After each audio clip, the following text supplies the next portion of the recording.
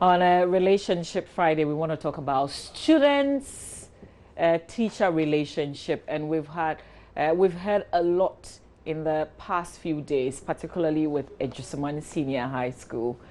We know the allegations, the committee that was set up to look into those sexual scandals, and then the report that we subsequently laid hands on. We know now that there's a disciplinary committee that's been set up, and they are going to further look at the matter and bring out sanctions. But just in case, just to remind ourselves, we want to bring out the findings. And this is, we're going to use this on the back of this to have this conversation about teacher-student relationship. Yesterday, there were some confessions in our newsroom when this issue came up, with somebody saying, for instance, that there was a teacher who made an effort who approached, but she was shocked. She didn't like the teacher, but there was another teacher that if perhaps that person had come forward, then she perhaps would have said yes. There are times that the children in class are attracted to the teachers who stand in front of them to teach them. How do we handle this matter? And if you're a parent, if you have a teenage daughter, for instance, sometimes it's very scary, even getting the thought that my child could be involved in this, but there are things really happening. We've heard of stories where some students, some young girls, try different things just to get the attention of teachers, and sometimes the teachers end up falling. So we're discussing all the matters around this, but just a little reminder of how the Ejusumani issue went.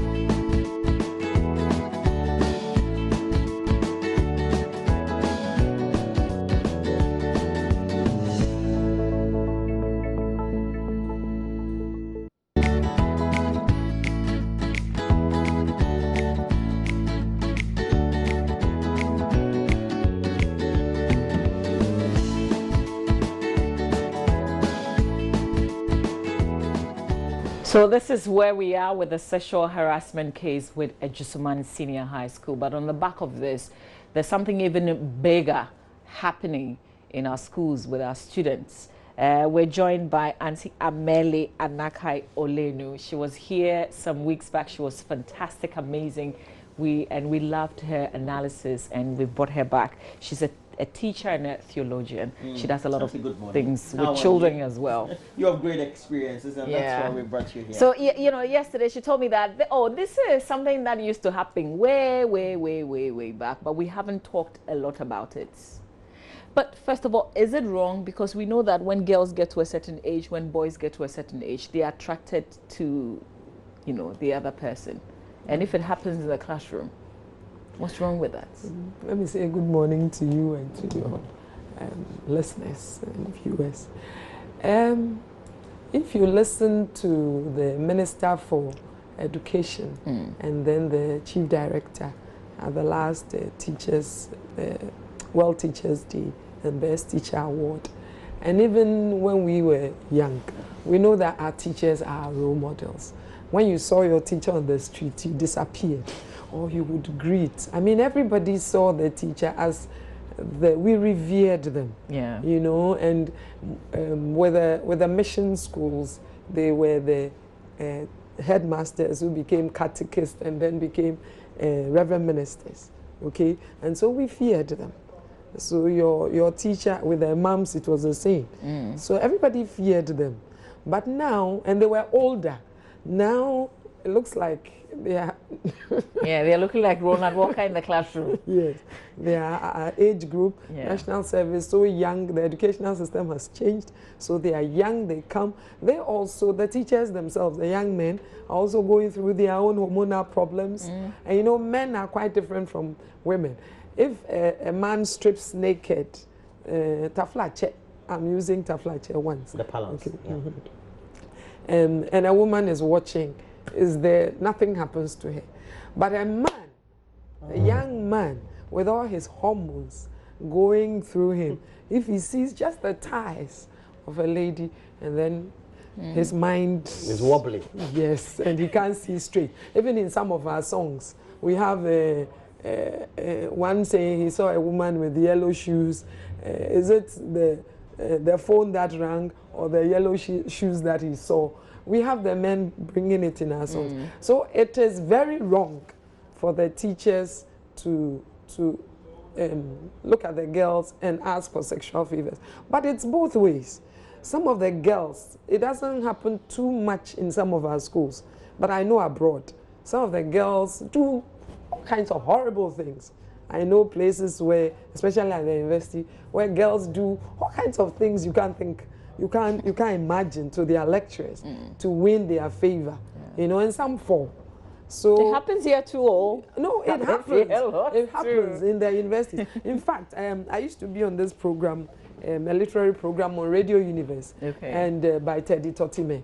And one of the programs we had was Letters to Emma. And I've forgotten the guy's name, he was a northerner. And he would write letters and read on air to his mother. And he had one called Bottom Power, where the girls would do anything to get their lectures, to give them marks, and so forth. I mean, it was on air for a long time, on Sunday afternoons. So it's not a new thing. I had one of my lecturers. I couldn't pass my maths, introductory maths first year. And so my lecturers asked me to, gave me to a maths lecturer. And one day, he just put his arms around me, hey, and asked, will you become my wife? I was like, hold on. I insulted him from head to toe. And then I took a car and came home and told my daddy, if I don't pass my university, this is what I've done. He said, I support you. Tell me the man's name. I'll go and sue him. And that was a judge. I said, please, let's leave it. You know, so we have all these things happening. And then we have the some of the men also sodomizing the boys. One of my uncles, he's in his 70s. He said, as a young boy in school, one day, I don't know what happened, but he was alone with his teacher. And the teacher asked him to take off his coat. Yeah. And he was shocked. And then he was like, teacher, why? Back in the day? Then. Yeah. Said, strip. And so he didn't. Then suddenly the man removed his male organ and said, I can't do it. I'm a child of God, I can't do it. Then they had footsteps. So the teacher quickly ran away. And then years later, when he had become a big man, he saw him and he said, oh, teacher, I said, I don't know you. Wow. You know. So this thing has been there for a long time. If you read Professor Kwenya here's work with two other people, they talk about people asking for sexual favors, even cousins at home, in school, in several places. It's been there for a long time. It's just that we don't talk about it. But the teacher is supposed to be a role model, according to everybody. Supposed to be a role model, supposed to show the children the way, supposed to educate them, supposed to make them want to achieve higher laurels. Even whatever they do, the teacher is supposed to be the one everybody is looking at. Yeah. Okay. But based on your experiences, what do you think, and because we're bringing down this conversation to the people, what do you think the relationship should be? The relationship between the male students and the female students, or vice versa, or whichever angles and complexes you want to take a look at? You know, in the olden days, there was right and wrong. There were lines you could not cross. You mean the society had drawn the lines? Yes, society had drawn the lines, religion had drawn the lines, tradition had drawn the lines. I mean, even if you are courting, you don't hold hands. It's in the open, everybody knew, you know, and it's your parents and family that go and marry for you. Now, there's no right and wrong. So let's talk about now. Now Beyonce is Everything has changed. Everything has changed. Everybody does anything. Anything is okay. Even if your daughter is doing something, you talk, Mommy, it's our time. Your time was kolo. You know, so there are no lines drawn. Yeah. And now discipline has broken down. That's In the dangerous. schools, a headmistress cannot call a teacher to order for doing certain things. Parents cannot be called to order. If you don't take care, they'll even come and beat you. In one of the schools I used to do ministry to, a parent said she puts condoms in her daughter's trunk. And I was like, why? She said her daughter is promiscuous. So she's done everything and the daughter won't change. I mean, so there are no drawn lines for wrong and right. Teachers were not allowed to take students to their apartments. And students couldn't go beyond a certain let's say, limits. So many meters to a teacher's house. Teachers could not ask a girl to take the books for him to mark. Students, you won't even do it, you know. But now there are no limits, and the teachers themselves are young. They finish JSSS so early. They finish university very early. They get there. They see these young girls. And they look good, they look shapely. The girls themselves have not had love. Some of them have not had love. Their fathers have not been their first boyfriends.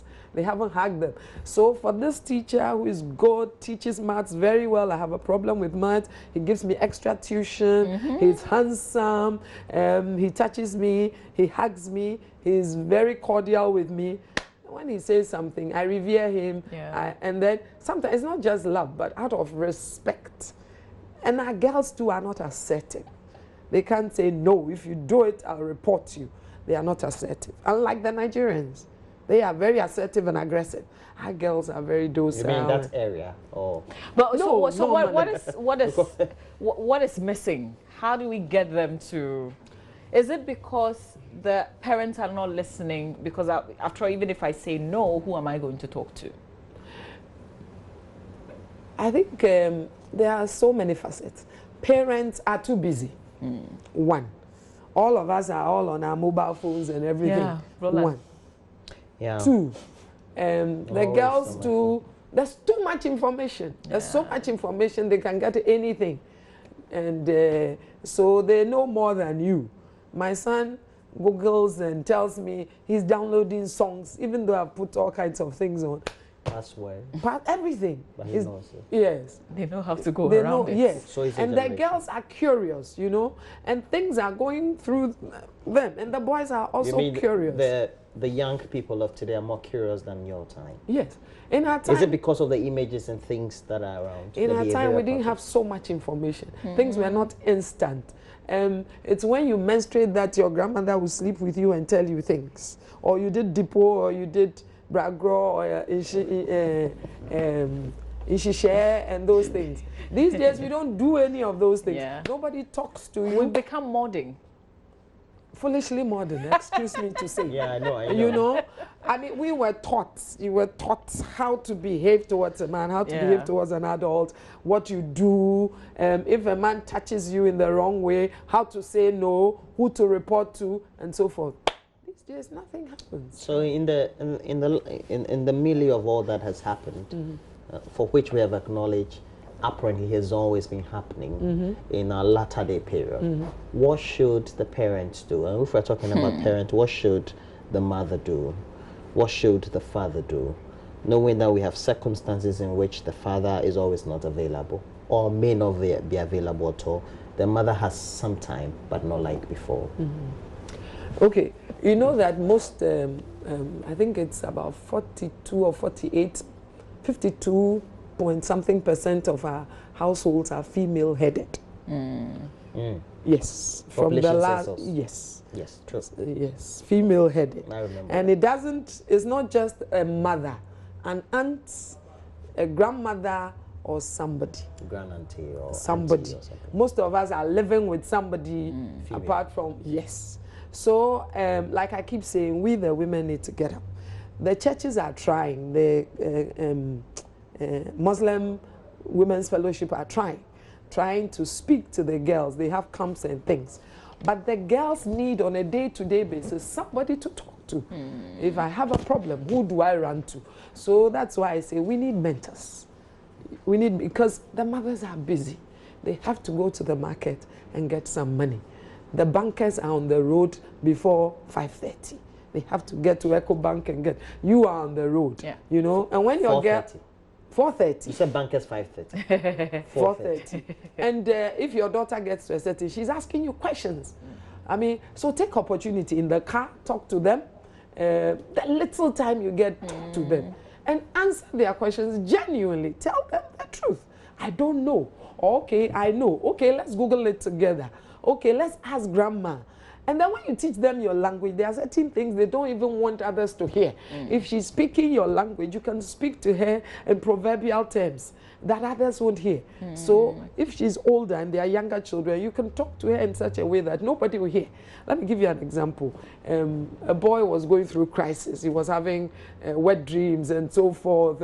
And he needed... Puberty crisis. Adolescent crisis. Yes. And he needed to talk to somebody. The father was absent. So he talked to he talked to the mother, and then the mother said, "Oh, I think the chicken, we haven't taken the chickens out of the fowls out of the hen coop. Let's go and take them." In their language, in their local language, it means I want to let's have a private time. Oh, and the boy understood in their language, and they went. So when they went, they said, "Mommy, this is what is happening." Because the younger children were there, there are 6 of them. But these days we all speak English. So, Mama, can I have a private moment with you? Everybody hears. But and you know, or or mpocho, something, you know. So we need mentors. We need, our mothers need whatever time they have to be able to talk to the girls. The women, everybody, I mean, the Bible says children are a gift from God. So it is not your child that is your child. Any child in your sphere of influence is your child. So what you give to your child, you should be able to give to that child. I'm suggesting that the men, the women should be able to talk to the children. The teachers themselves should be educated, should be helped to be able to talk to the girls and talk to the boys. And then we should also teach them to be assertive. And then teach them to be spiritually strong and tell, and God, help me in this situation. What do I do? You haven't seen anything. There are people in the churches who... Oh, I'm saying for our girls to be able to say, because I know God, because of Christ, because I believe in somebody up there, I'm not going to defile myself. Because you can have a parent who is not there for you, but you can develop your own mindset. Yes. Yeah. And we need to bring our girls to that level right from beginning, and our boys too, to be able to say no.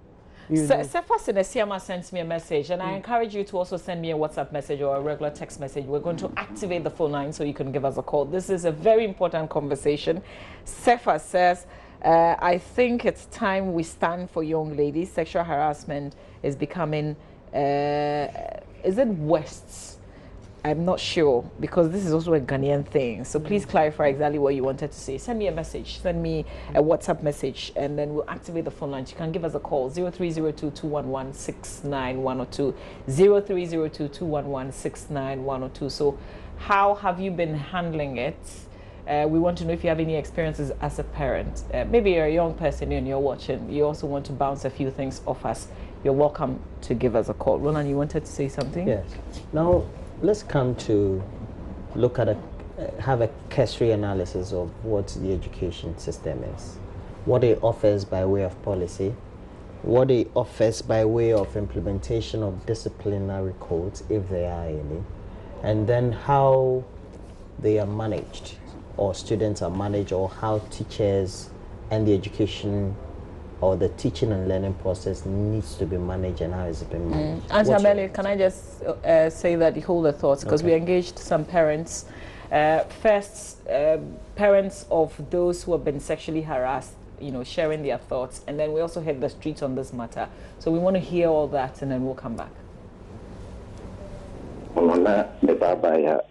This past year, my daughter was a student at a Jusumine. One Saturday, I decided to pay her a visit. When I parked my vehicle, I was accosted by a stoutly built man who they say was the physical education tutor. He denied me access to the school. So I asked that they call me a female tutor in whose care I left my ward.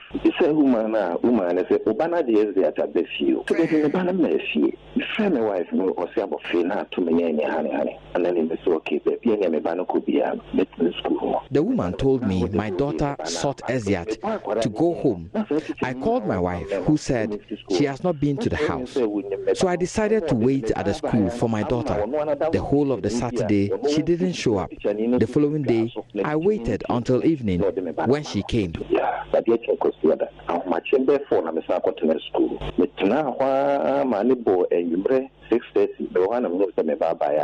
She confessed to me that the physical education teacher, Strongman, they call him, introduced her to another teacher, and she has since been sleeping over at his end on weekends.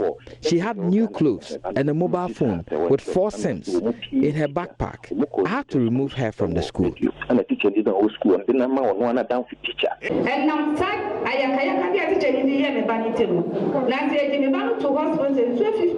Due to the treatment meted out to my daughter, she was hospitalized. I had to part with a lot of money. I want to know what the school is saying about that.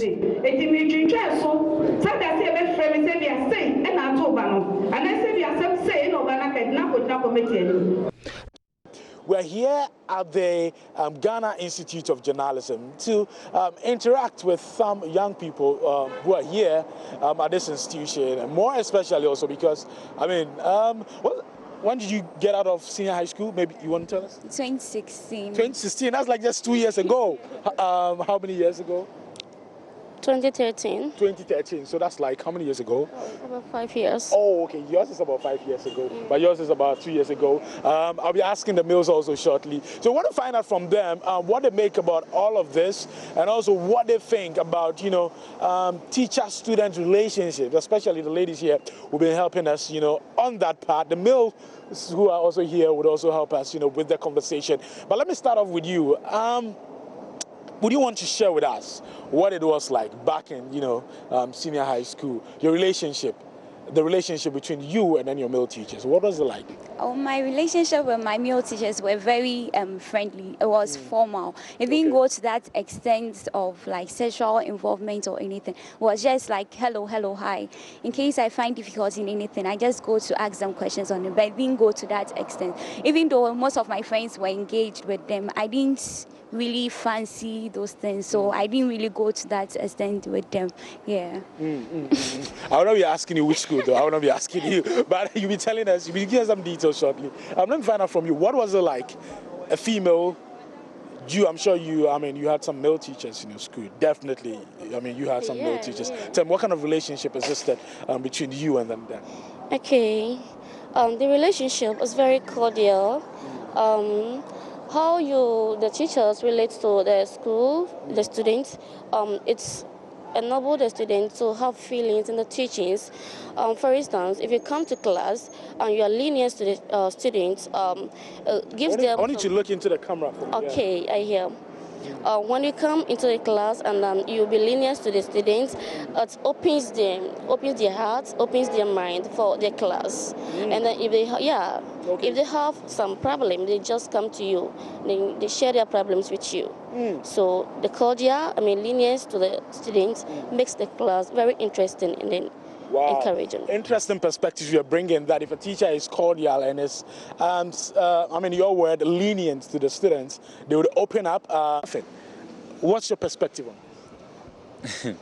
it? I think it all depends on the student and the teacher. If, as a student and a teacher, right from the onset, you get to know the relationship you have is a conjugal one, but not a platonic one, you know that then from there you can really tell when you set the rules right. And then I think that even though one of the parties may try to make advances or the other may try to offer herself for favors and all that, but I think once you set the records right that this should be it, and the way you present yourself outside is how people will take you. I think that you'll be able to overcome such problems and such challenges. Whoa.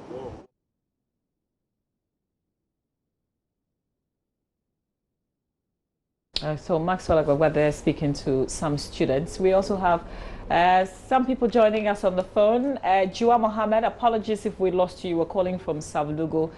From Sunyai. Hello. Jua, is that you? Hello, Jua. Hello, good morning. Oh, good morning. Thanks for holding for us. Thank you. Let's hear your thoughts on this conversation. Yes. Thank you very much. In fact, the discussion is an important topic for all of us. And I think most of them might be in school. Some parents might also be at workplaces. Maybe we'll get time so that majority of the stakeholders will hear it. Okay, first of all, most of the parents value money more than our children. They get up, go to work. They don't even know their children sometimes, excuse me to say. And like my mother also said, they know more than their parents. But sometimes when you guide your word very well, they may not know very well, know them more than you. Because one, you will have to give them the phones, all the things that you will give them for them to know more than you. In fact, teach your children to eat what you eat. Guide them before you sleep or before you go out.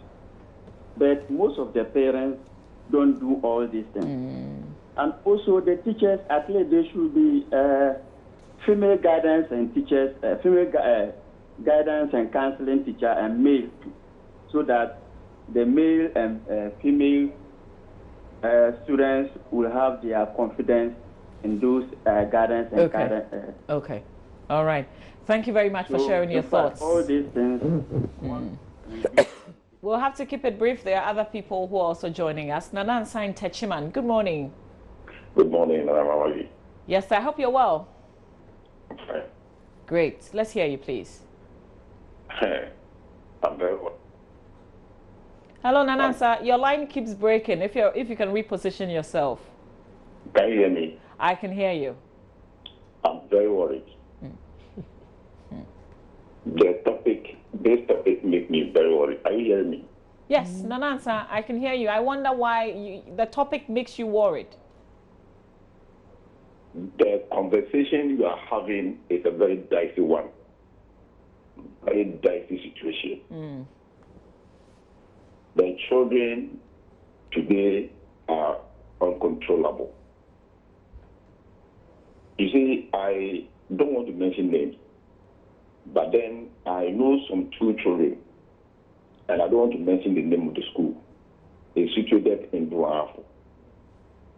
These two children, what they do, they use their mobile phone, set up a video, finger themselves, and send the video to a white man for money. So the kind of troubles the mobile phone are giving to the children, my sister, is too much. I do go around a lot, northern region, about west region, Upper East region, half of One region, and I work with the schools. The kind of thing that children are doing today is overwhelming. So how can we, because we can't just throw our hands in the air and say there's nothing we can do. We call something moral upbringing. Like the woman was saying, previously, this can happen. If you have a kid, are you hearing me? Mm-hmm. Can you hear me? I can hear you, Nanansa, but you have to make it real quick. If you have a kid, an example, you are having a conversation with an elderly person concerned about it. Hello? Hello, Nanansa, we can hear you. Just please wrap up for me. We're spending a lot of time on you, so please kindly bring it to a... Yeah. If you have a kid and you are having a conversation with an elderly person, a kid is around, what you need to do is to ask the kids to go out. You want to have a conversation with maybe an auntie or somebody who is an elderly person, to prevent the child not to hear that conversation. I have two kids. Whenever somebody comes around, I tell them to go out and play. When I finish, I'll call them. I take time to teach my children everything. I buy their books, mostly the activity-based books. So when they come from school, I sit them down, ask them what is your homework that you have said to you. Then I guide them to do it. Okay. At the same time, give them another opportunity to do work. Okay. So all right. It's becoming. The state and the government should do something about it. Okay, Nana, thank you very much. And I like the personal experience that you also share. You're a parent with a lot of time, or at least you create the time so you can be there for your children, and that's a good thing. Collins Yama is in Sunyai. Collins, good morning. Good morning, Mama V. Yes, Collins, I hope you're well. Thanks for holding. Yeah, I'm very well. Please go ahead. My point is that sometimes that we are talking about, it has to do with the teachers and the students as well. I had an experience where I went to do my teaching practice in a school, and students were making advances to teachers, female students. And this thing, the way forward, we have to be more closer to their fellow students, especially the male their male counterparts, because they have so much information concerning relationship between their girls and their teachers. Because sometimes they are even beaten unnecessarily by male teachers because of the stumbling block they sometimes become between the male teachers and their students, the female students, sure. So just before you go, how did you overcome the proposals? So we have to engage the what do you call it? Their classmates more. Okay, but Collins, you said you had an experience somewhere. So how did you overcome that? How do you say no to a student? I wasn't interested. I wasn't interested. Okay. All right, Collins, thank you so much for sharing. Our last call is Nuruddin. Nuruddin is in Tamale. Good morning to you, Nuruddin. Good morning, madam. Yes, sir. Thanks for your call. Let's hear you. Hello. Hello. Hello. Yes, we can hear you. Good morning. Please go ahead. Yes. Oh, we have to let you go, Nuruddin. Apologies, because the line is breaking and we can't really hear you. Hello, madam. Hello, Nuruddin. Hello. Okay, I think apologies. We're sorry, but the line keeps breaking, so we have to drop that call. Let me just read a few messages, and then Roland asked you a question, Auntie Amelie. This person is Giftia J from Circle Odora. It says, I'm watching your program now. The woman is right. We need to help our girl child so this country moves forward. Thank you all. Well, thank you also for watching the show. This one says, good morning. Roland, I used to be a teacher, and I can bet you some female students, even in the JHS level, come to me confessing their feeling towards even when you try advising them to stay away, they try using other ways in getting back at you. Sometimes it's not the fault of the teachers at all. Sometimes I get calls from some of them and they wouldn't tell you where they got the number. Parents should really check their girls because they know more than you think they know. Good morning once again. That's Kweku in Kanswa. This one says it's a great discussion to help our children. I visited schools and as a matter of fact, before their teachers, there's no fears.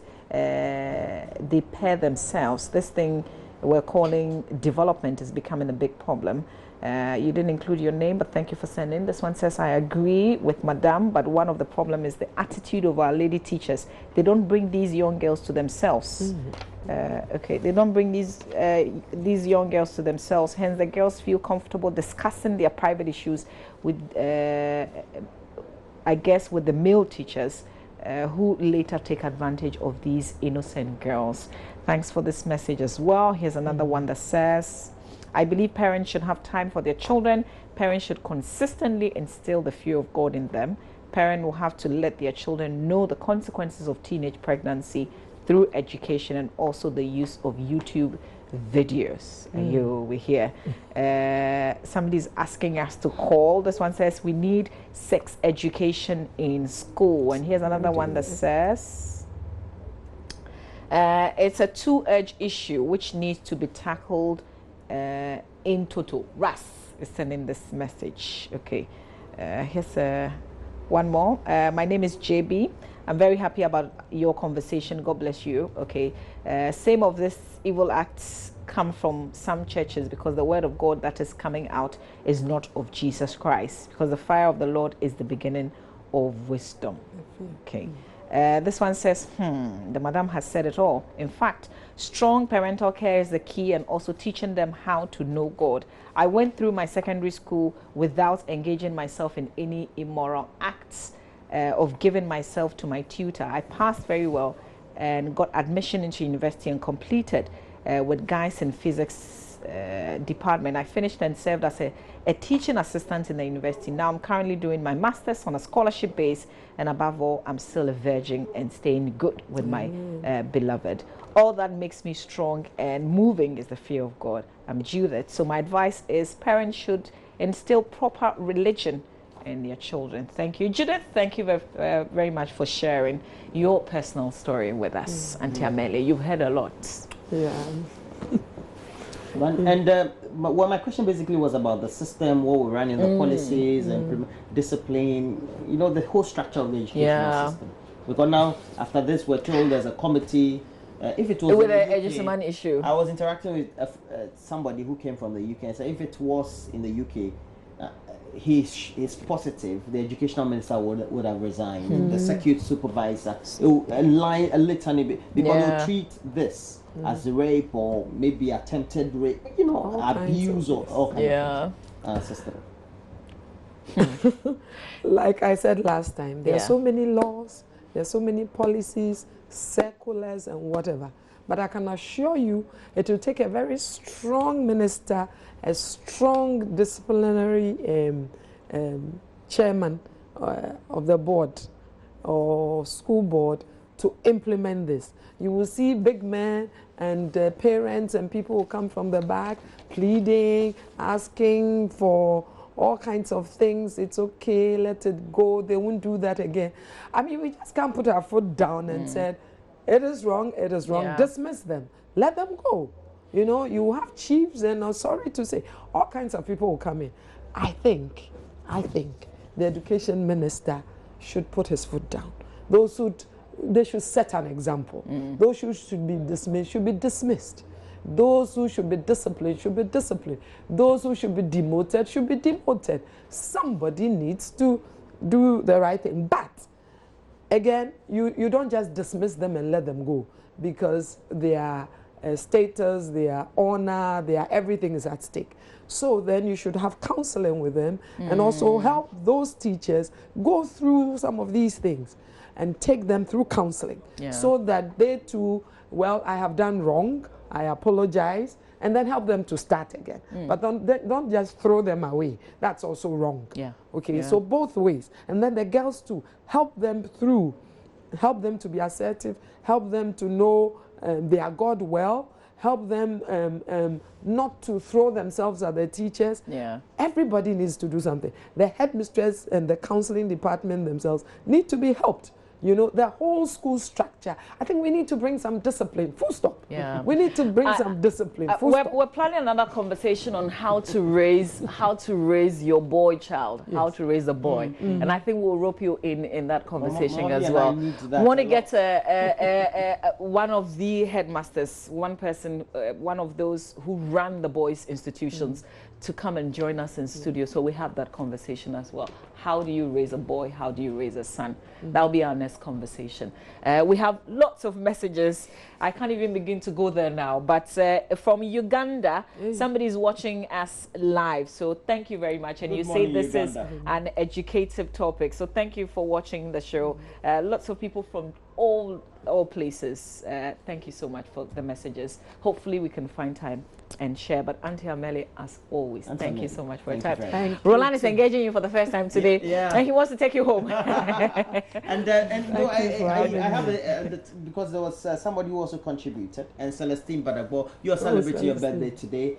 She is apparently a teacher at Agotime, senior high school. And she says that it's something that's prevalent in the schools as well. Good morning to you. We hope that your birthday will be what it has to be. Your lunch, unfortunately, because you live in home, can be on me. Even if you were here in Kokomlemle, it will not happen. So happy birthday to you, Celestine. Auntie Ameli, thank you so much for being on our show this morning.